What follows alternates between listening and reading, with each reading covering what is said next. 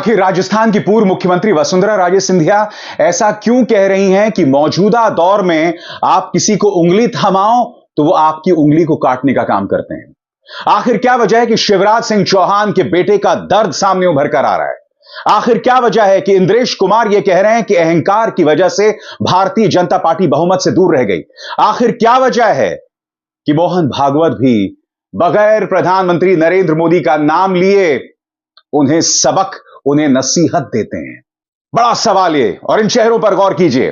वसुंधरा राजे सिंधिया, शिवराज सिंह चौहान, मोहन भागवत, इंद्रेश कुमार यानी कि आरएसएस। क्या प्रधानमंत्री नरेंद्र मोदी और अमित शाह के खिलाफ भारतीय जनता पार्टी में बगावत के सुर बुलंद हो रहे हैं? ध्यान से सुनिएगा मेरा सवाल। क्या प्रधानमंत्री नरेंद्र मोदी और अमित शाह के खिलाफ भाजपा के अंदर बगावत के सुर बुलंद हो रहे हैं? उसके लिए मैं आपके सामने कुछ बयान लेकर आया हूं। यह मेरे कल्पना की उड़ान नहीं है। आज मैं आपको तथ्यों से बताने वाला हूं कि आखिर मैं ऐसा क्यों महसूस कर रहा हूं।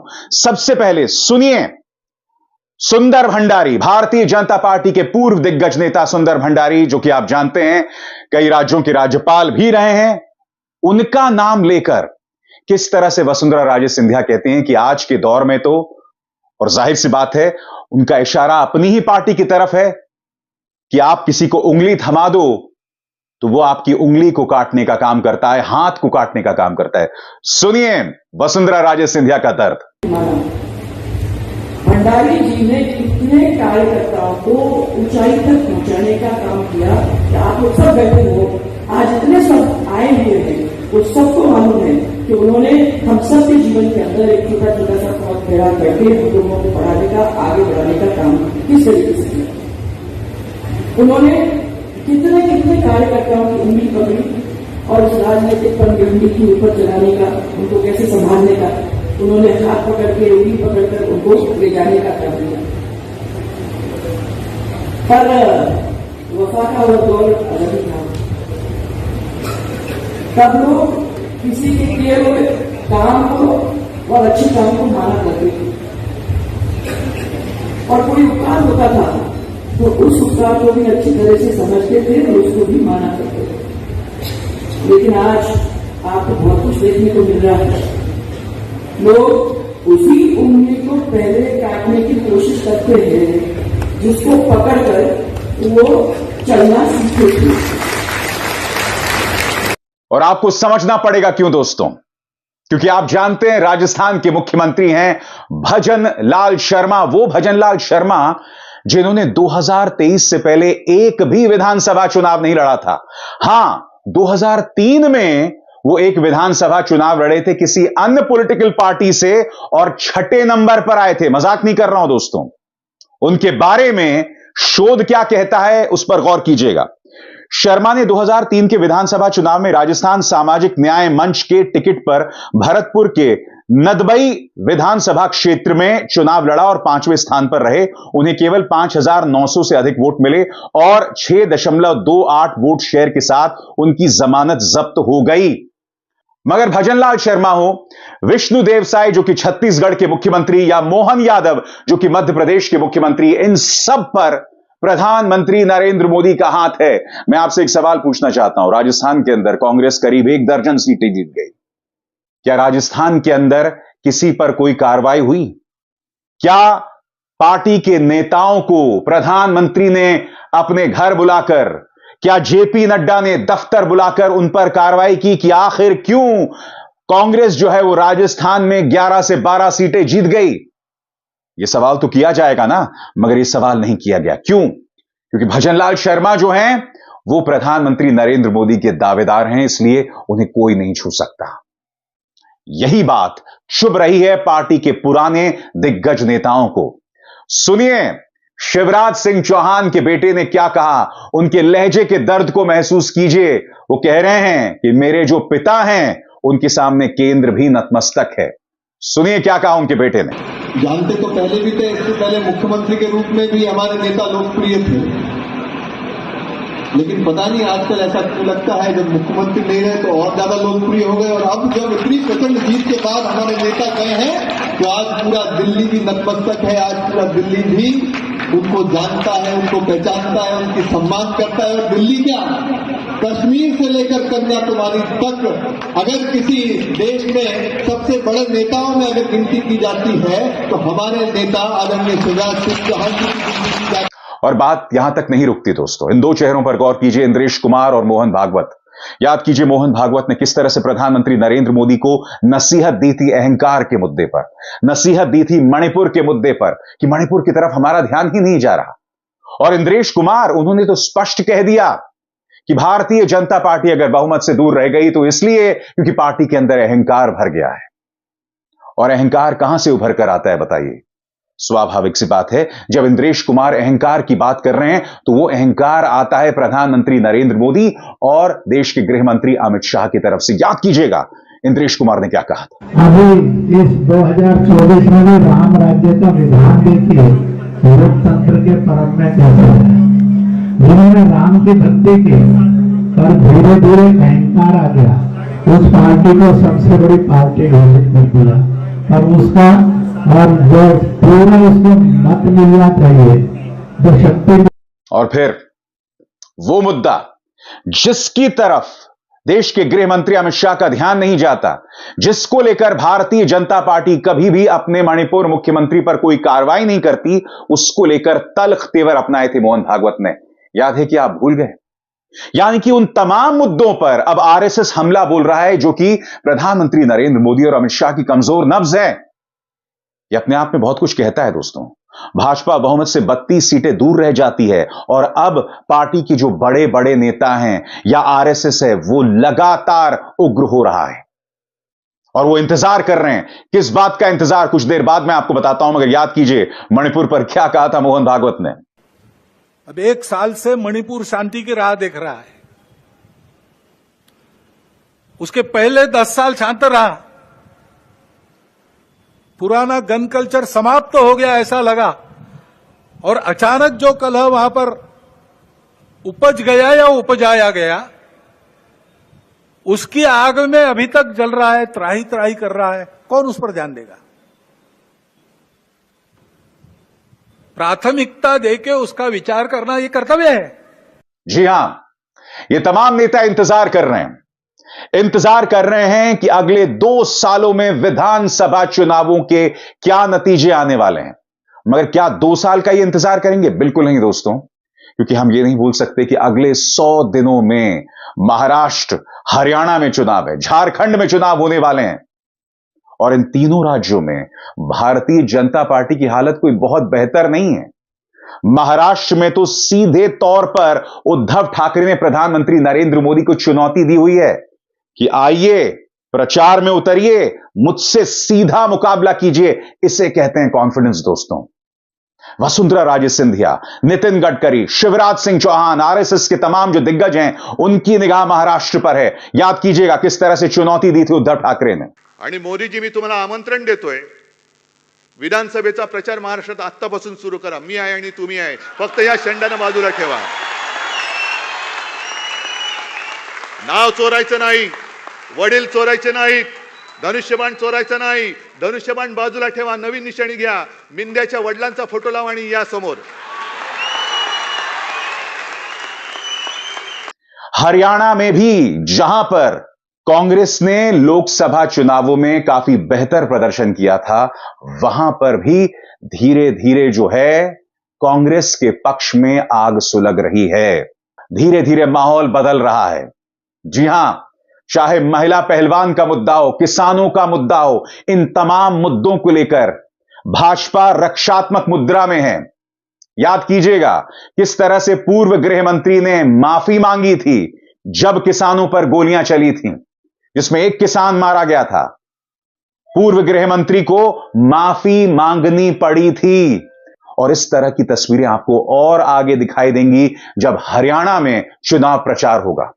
और यह मत भूलिए दोस्तों कि कई गांवों में तो भाजपा के प्रत्याशी जा भी नहीं पा रहे हैं। इसका मतलब आप समझते हैं? इसका अर्थ साफ है कि हरियाणा में भाजपा की हालत पतली है। भूपेंद्र हुड्डा, दीपेंद्र हुड्डा ने जो है अभी से अपने चुनाव प्रचार को गर्म कर दिया है। याद कीजिएगा दोस्तों, 5 साल पहले चुनावों में लड़ी भी नहीं थी कांग्रेस। बावजूद इसके भाजपा को अपने दम पर बहुमत नहीं मिला था।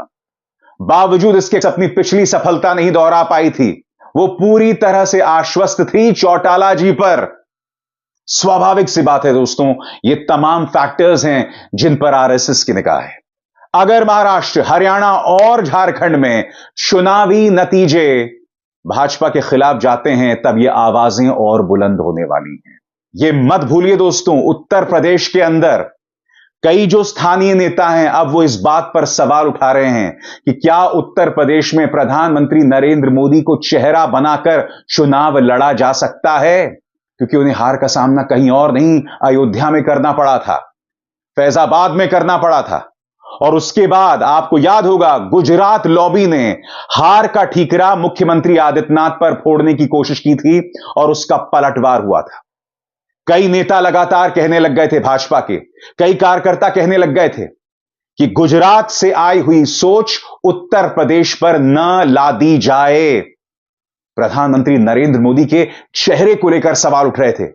याद कीजिएगा, पत्रकार समीरात्मज मिश्र ने इसी मंच पर इस बारे में जानकारी दी थी। आपको याद है कि आप भूल गए? सुनिए समीरात्मज ने क्या कहा था। भले ही कुछ बड़े नेताओं के बयान ना आए हों, लेकिन ये चर्चाएं होने लगी हैं कि आखिर प्रधानमंत्री के चेहरे पर ही पूरी तरह से फोकस होकर के जब चुनाव लड़ा गया, किसी और फेस को वहां आगे नहीं किया गया। बावजूद इसके क्या स्थिति रही कि इतनी ज्यादा, लगभग 30 के करीब सीटें कम हो गई। महत्वपूर्ण जो कॉन्स्टिट्यूएंसीज थी, चाहे वो अयोध्या फैजाबाद सीट हो, चाहे वो अमेठी सीट हो, ऐसी जगहों पर महत्वपूर्ण जो क्षेत्र थे, लोकसभा क्षेत्र थे, वहां क्यों हार गए। और सबसे बड़ा जो सवाल उठ रहा है वो तो उठ रहा है वाराणसी की सीट पर। यह कहा जा रहा है कि अगर मोदी जी का फेस इतना ही प्रभावी था तो अपने चुनाव क्षेत्र में वाराणसी में, जहां पर वो पिछला चुनाव 4 लाख, लगभग 4,80,000 मतों से जीते थे, इस बार घट करके वो मार्जिन केवल 1.5 लाख पर क्यों सिमट गया। यही नहीं, ऐसा नहीं था कि वाराणसी में प्रधानमंत्री ने समय नहीं दिया था, हर बार देते थे, इस बार भी समय दिया था। वाराणसी के आसपास की कई सीटों पर भी उन्होंने चुनाव प्रचार किया था, रोड शो किए थे। प्रचार के जितने तरीके होते हैं, कहीं कोई कमी नहीं रखी थी। बावजूद इसके वाराणसी में किसी तरह से प्रधानमंत्री जीत तो गए, लेकिन आसपास की तमाम सीटें वो हार गए हैं। चाहे मतलब मैं भारतीय जनता पार्टी की बात कर रहा हूं, बिल्कुल लगी हुई सीट जो चंदौली है, वहां से उनके केंद्रीय मंत्री, जो कि उत्तर प्रदेश के पार्टी के अध्यक्ष भी रह चुके हैं, महेंद्र नाथ पांडे, वो हार गए हैं। उसके अलावा बनारस के आसपास की घोसी, गाजीपुर, तमाम ऐसी सीटें हैं जहां पर भारतीय जनता पार्टी को हार का सामना करना पड़ा है। इनमें से कई सीटें ऐसी थे जो पिछले बार अच्छे खासे मार्जिन के साथ जीती गई थी। तो अब ये वाराणसी में ही मेरी कई लोगों से बातचीत हुई, उन लोगों का भी ये कहना है कि किसी और पर जिम्मेदारी, ठीक है और लोगों की भी जिम्मेदारी हो सकती है, लेकिन प्रधानमंत्री खुद भी इसकी जिम्मेदारी से बच नहीं सकते हैं, क्योंकि अगर ऐसा होता तो कम से कम उन्हें वो अपनी सीट पर मार्जिन बरकरार रखते, या फिर जो आसपास की जो हारी हुई सीटें हैं, कम से कम वहां ये स्थिति ना हो। और एक बात और बताऊं कि बीजेपी के तमाम कार्यकर्ताओं के इस तरह के बहुत से वीडियो वायरल हो रहे हैं, जो कि बनारस के हैं या और जगहों के, आसपास के जगहों के हैं, वो इस तरह के सवाल लगातार उठा रहे हैं। अब मैं बात उत्तर प्रदेश के मुख्यमंत्री आदित्यनाथ की कर रहा हूं, तो मैं आपको गोदी मीडिया में छपने वाली एक खबर बताता हूं। गौर कीजिएगा दोस्तों, मैं क्या कह रहा हूं। भारतीय जनता पार्टी में भीतर घात है बहाना, योगी की कुर्सी है निशाना, पत्रकार बोले सीएम को साफ करने का बन रहा है प्लान। और खबर क्या कहती है मैं आपको पढ़ के सुनाना चाहता हूं। इसके एक एक शब्द पर गौर कीजिएगा, आप भविष्य का खेला समझ जाएंगे। उत्तर प्रदेश में मिली हार को बीजेपी के लिए गले से नीचे उतारना मुश्किल होता जा रहा है। उत्तर प्रदेश में मिली हार के बाद समीक्षा बैठकें भी हुई हैं। यूपी बीजेपी अध्यक्ष भूपेंद्र चौधरी ने राष्ट्रीय अध्यक्ष जेपी नड्डा से मिलकर उन्हें हार की रिपोर्ट भी सौंप दी है। हार के बाद अयोध्या में महंत राजूदास और डीएम नीतीश कुमार के बीच भिड़ंत भी हो गई है। हालांकि राजनीतिक पत्रकारों का मानना है कि यूपी में मिली हार के जरिए सूबे के मुख्यमंत्री योगी आदित्यनाथ को हटाने की तैयारी हो रही है। आप सोचिए दोस्तों, अगर अगले 100 दिनों में बीजेपी महाराष्ट्र, हरियाणा हार जाती है, बाद में झारखंड हार जाती है, तो क्या आपको लगता है कि प्रधानमंत्री नरेंद्र मोदी और अमित शाह के लिए योगी आदित्यनाथ को हटाना इतना आसान होगा?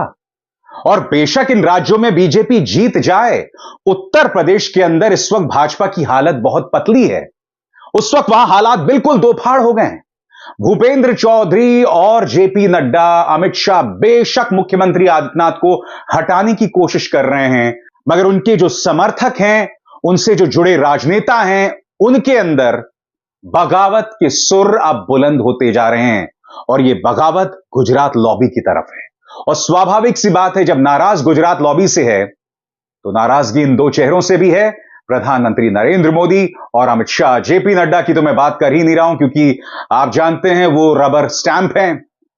उन्हें किस तरह से अमित शाह धकिया देते हैं, उसकी ढेरों तस्वीरें हमारे सामने उभर कर आई हैं। तो कहने का अर्थ यह है कि बेशक मुख्यमंत्री आदित्यनाथ को हटाने की कोशिश की जा रही है, मगर इतना आसान नहीं होगा।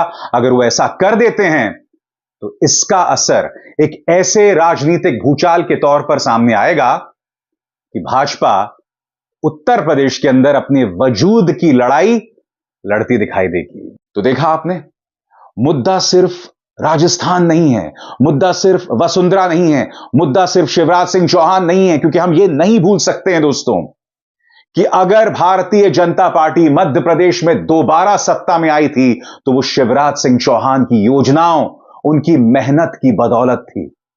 मगर फिर प्रधानमंत्री ने उन्हें रौंद दिया और उनकी जगह मोहन यादव, जिनकी पृष्ठभूमि उज्जैन की थी, उन्हें बना दिया मुख्यमंत्री। आज की तारीख में सवाल उठने लगे हैं। मध्य प्रदेश के लिहाज से भाजपा के लिए अच्छी खबर यह है कि उन्हें सभी सीटों पर जीत मिली लोकसभा में, मगर उसका श्रेय सिर्फ भाजपा को नहीं जाएगा। हम यह नहीं भूल सकते कि कांग्रेस ने लड़ाई तक नहीं लड़ी। कांग्रेस के तमाम नेता भाजपा में शामिल हो गए थे। यह मत भूलिए कि किस तरह से कमलनाथ ने एक निहायत ही घटिया और वाहियात खेल खेला था विधानसभा चुनावों में, जहां उन्होंने कांग्रेस की मदद तक नहीं की। 10 बजे के बाद वो घर से बाहर नहीं निकलते थे प्रचार के लिए। एक रहस्यमय तरीके से कमलनाथ जो है वो भाजपा की मदद करते हुए दिखाई दे रहे थे, और फिर याद कीजिए किस तरह से वो दिल्ली पहुंच जाते हैं। मकसद था भाजपा में शामिल होना, मगर फिर ना उन्हें खुदा ही मिला, ना विसाले सनम, और छिंदवाड़ा से भी उनके बेटे नकुलनाथ हार गए। जो दोगला खेल कमलनाथ कर रहे थे, जो दोहरी सोच दे रही थी, उसकी उन्हें सजा मिली। और यही वजह है कि भारतीय जनता पार्टी को इतनी शानदार जीत मध्य प्रदेश में मिली। सिर्फ इसलिए नहीं कि भाजपा ने मेहनत की, बल्कि इसलिए कि वहां पर कांग्रेस ने लड़ाई ही नहीं लड़ी। मगर अब अगले 5 सालों में कोशिश निरंतर की जाएगी, गंभीरता से की जाएगी, और भाजपा इस बात को भली भांति जानती है। मगर मध्य प्रदेश का चुनाव दोस्तों अभी बहुत दूर है। अभी तो अगले 100 दिनों में फैसला हो जाएगा कि प्रधानमंत्री नरेंद्र मोदी में आरएसएस का विश्वास बना रहता है या नहीं। क्योंकि अगर अगले 2 सालों में लगातार भाजपा चुनाव हारती गई तो मान के चलिए दोस्तों, प्रधानमंत्री नरेंद्र मोदी में अविश्वास बढ़ता जाएगा। और मुझे ताज्जुब नहीं होगा कि अगर 5 साल के बीचों बीच 2-2.5 सालों में कोई बहुत बड़ा खेला हो जाए, चेहरे बदल जाएं, मुखौटे बदल जाएं, और फिर आप केंद्र में देखें एक बिल्कुल नया चेहरा। अभिसार शर्मा को दीजिए इजाजत। नमस्कार।